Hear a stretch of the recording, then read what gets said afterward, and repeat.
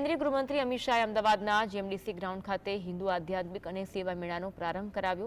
અમિત શાહે જણાવ્યું કે 144 વર્ષ પછી પ્રયાગરાજમાં ફરી મહાકુંભ થયો છે અને એમ્બેસેડર જોડે મારી વાત થઈ અને મેં કહ્યું ત્યાં જવા માટે કોઈ નિમંત્રણ પત્રિકા નથી। ગ્રહોની સ્થિતિ આવવાની સાથે કરોડો લોકો આવે છે।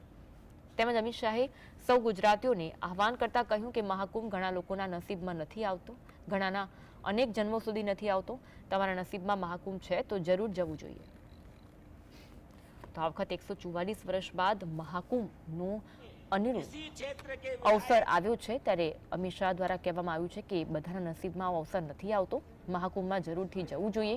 એક દિવસ અમિત શાહ ગુજરાતની મુલાકાતે છે અને તેમણે જીએમડીસી ખાતે હિન્દુ આધ્યાત્મિક અને સેવા મેળાનો તેમના હસ્તે પ્રારંભ થયો હતો। આ પછી તેમણે કહ્યું કે 144 વર્ષ પછી પ્રયાગરાજમાં ફરી મહાકુંભ થયો છે અને દુનિયાભરના લોકો આશ્ચર્યચકિત થઈ અને જોઈ રહ્યા છે। અનેક એમ્બેસેડર જોડે મારે વાત થઈ કે અમને આમંત્રણ પત્ર જોઈએ છે।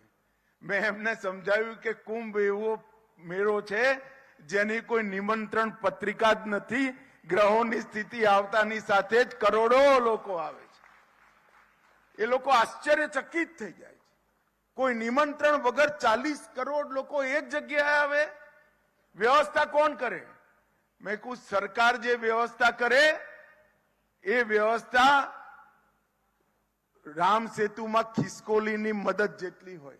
गुजरात भरना लोकोनुं पण आह्वान करवा मांगु छुं के सौए महाकुंभ कदाच एक जन्म में तो घणा लोकोना नसीबमां नथी आवतो, घणाना अनेक जन्मों सुधी नथी आवतो। महाकुंभ में जरूर जवुं जोईए।